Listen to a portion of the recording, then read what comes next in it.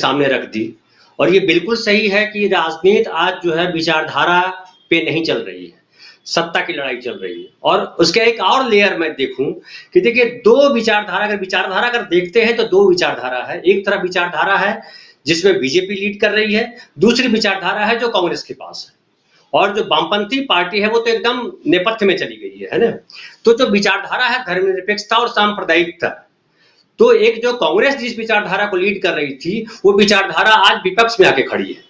विपक्ष का मतलब ये नहीं समझिए कि जो रीजनल पार्टियां हैं, रीजनल पार्टियों के पास दुर्भाग्य से, जैसा लोहियावादी का जिक्र हुआ, लोहिया तो पूरी तरह से लोहियावादी लोग जो है परिवारवाद में सिमट गए। भले कांग्रेस पे आरोप लगता रहा परिवारवाद का, लेकिन सबसे बड़ा नमूना जो है परिवारवाद का वो लोहियावादी पार्टियां हो गई हैं। तो वो जो रीजनल पार्टियां हैं उनकी भूमिका एकदम कम है और उनकी भूमिका को बीजेपी कभी भी निपटा देगी और निपटा रही है लगातार। जैसे आप बिहार में देख रहे हैं कि किस तरीके से नीतीश कुमार को लगभग निपटा दिया गया है ना। तो वैसे ही उत्तर प्रदेश में निपटा देना बहुत बड़ी बात नहीं उनके लिए है।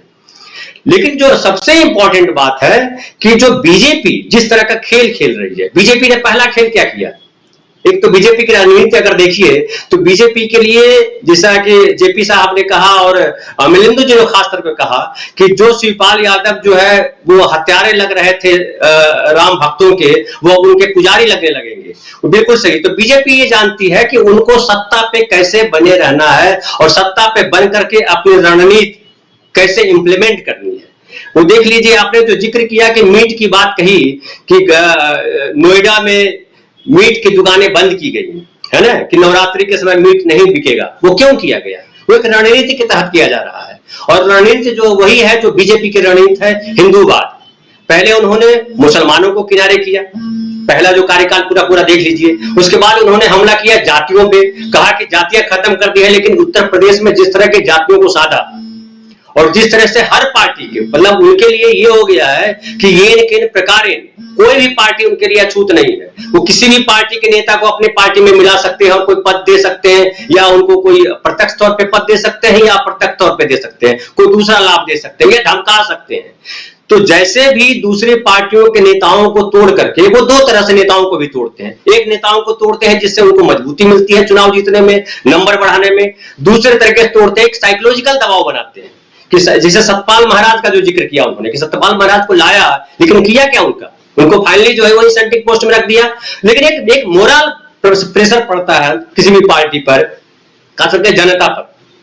तो ये सारी राजनीतिक लड़ाई में बीजेपी विजेता के तौर पे दिख रही है और ये सारी जो शिवपाल यादव को लाने की जो कोशिश चल रही है वो 2024 आने वाला है, लोकसभा चुनाव आने वाला है, उसकी तैयारी की जा रही है। कि अब देखिए अभी ये लग रहा है कि उत्तर प्रदेश में मुलायम सिंह यादव की वजह से, या कहिए कि जो अखिलेश यादव की वजह से लग रहा है कि एक जो है कंपटीशन में खड़ी है पार्टी। लेकिन मैं इसको मानता हूं कि जनता खड़ी है, ये कोई रीजनल पार्टी अभी खड़ी नहीं है और जनता खड़ी है। और जनता एक तरफ जनता सत्ता की तरफ है और एक जनता जो है विपक्ष की तरफ है।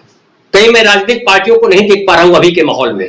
और एक जनता है जो विपक्ष, जो सत्ता जो भी कर रही है वो अच्छा बुरा नहीं देख रही है। वो मीट बंद करना सही है या नहीं है, आगे क्या आफत आने वाली है, पेट्रोल के दाम बढ़ रहे हैं उससे क्या आफत आने वाली है, महंगाई क्या बढ़ रही है उससे आफत क्या आने वाली है। उनके एजेंडा में है कि मुसलमानों को ठीक किया जा रहा है, या दलितों को ठीक किया जाएगा, या ओबीसी को ठीक किया जाएगा, आरक्षण खत्म किया जाएगा। ये सारे उनके एजेंडे में है और वो बीजेपी के साथ खड़े हैं। दूसरी तरफ वो लोग हैं जिनको लगता है कि महंगाई से दिक्कत होगी, ओबीसी के आरक्षण खत्म होने से दिक्कत होगी, या मीट की दुकान या इस तरह के बंदिशें लगाने से दिक्कत होगी वो। लेकिन जो राजनीतिक पार्टी के लोग हैं, जो खास करके रीजनल पार्टियों के लोग हैं, या जो कांग्रेस के भी जो छोटे छोटे नेता हैं, वो सत्ता के लिए भाग रहे हैं। सत्ता आज जिधर है उधर वो घुस जाएंगे, उसमें कहीं ये नहीं दिख रहा है, विचारधारा नहीं है। तो शिवपाल यादव जैसे कई लोग तोड़े जाएंगे। और बहुत महत्वपूर्ण है इस बात को समझना कि बीजेपी राजनीति को किस दिशा में ले जा रही है और उसकी पूरी राजनीति है कि 2024 को जीता जाए, चाहे किसी को तोड़ा जाए, किसी को धमकाया जाए। अब एक जो सबसे महत्वपूर्ण सवाल खड़ा होता है कि कांग्रेस क्या करती है। देखिए 2024 में जो पिछली बार भी हम लोग बात कर रहे थे, विपक्ष जो इकट्ठा होगा, विपक्ष इकट्ठा होकर के लड़ाई लड़ेगा। विपक्ष किस लिए इकट्ठा होगा? विपक्ष के इकट्ठा होने का एजेंडा क्या है? तो एजेंडा उनके पास सत्ता है, सत्ता के अलावा कोई एजेंडा उनका नहीं। वो कांग्रेस से इतर कोई पार्टी नहीं। जितनी रीजनल पार्टियों की आप बात करते हैं वो या तो कांग्रेस की तरफ है या बीजेपी की तरफ है।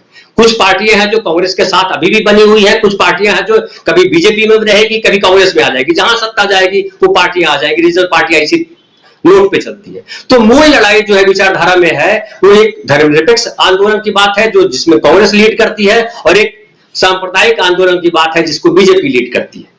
तो इस विचारधारा में कांग्रेस जनता को यह समझना होगा, और जैसा कि आप तीनों साथी ने कहा कि आप जो है ट्विटर से या जो है एक थोड़ा सा धरना प्रदर्शन करके अगर लड़ाई लड़ेंगे तो काम नहीं चलने वाला है। पिछले डिबेट में भी हमने कहा था कि एक जन आंदोलन जो है वो लोगों में आक्रोश है, इस आक्रोश को लीड करना अब कांग्रेस के नेताओं का काम है। जो कांग्रेस में जो नेता बचे हुए हैं, जो विचारधारा की बात करते हैं, उनकी भूमिका है कि क्या वो इस जो असंतोष में जो खड़ा वर्ग है, जो जाति है, जो समूह है, जो जनता है, उसको लीड कर सकते हैं। अगर लीड करते हैं तब तो 2024 में कुछ कॉन्टेस्ट की बात होगी, अगर वो नहीं हो पाता है तो वैसे ही स्वीप कर जाएगा, कुछ होने वाला नहीं है। बिल्कुल